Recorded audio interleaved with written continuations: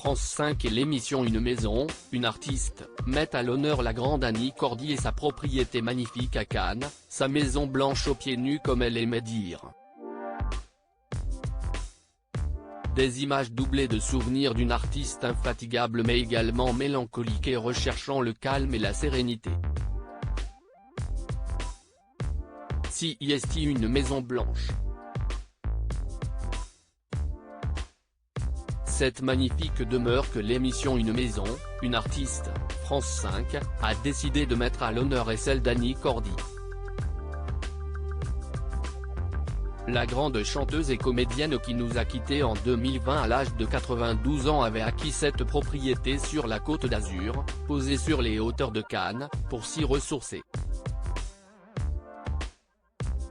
D'une énergie débordante sur scène ou devant les caméras, Léonie Koorman de son vrai nom avait besoin de calme pour se ressourcer.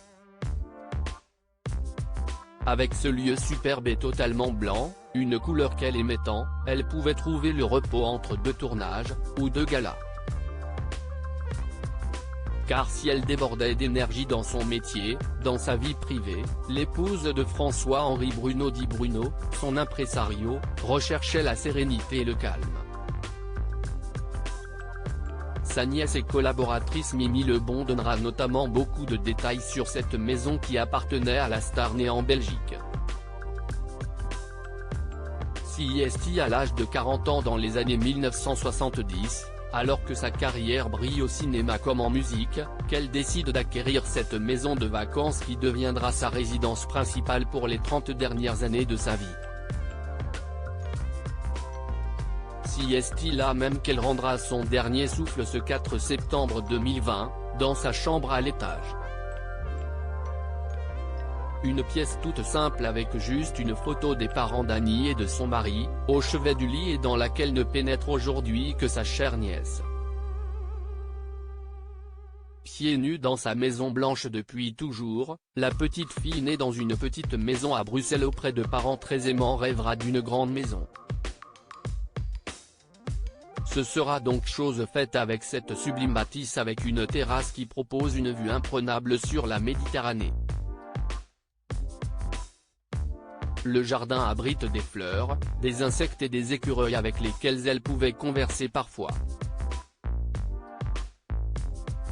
L'intérieur, Annie Cordy prenait soin de le décorer simplement mais avec un sens inné du style, presque toujours avec du blanc, sa couleur favorite qui l'apaisait. Elle rêvait de ça, une maison blanche, carrée, lumineuse. J'ai trouvé enfin ma maison mienne, ma maison aux pieds nus. Elle a fait mettre partout du carrelage, de façon à pouvoir sortir de l'eau et continuer à marcher pieds nus dans la maison, confie sa nièce. Elle pouvait aussi se rendre à la plage à pied de chez elle, pour admirer les vagues et l'horizon.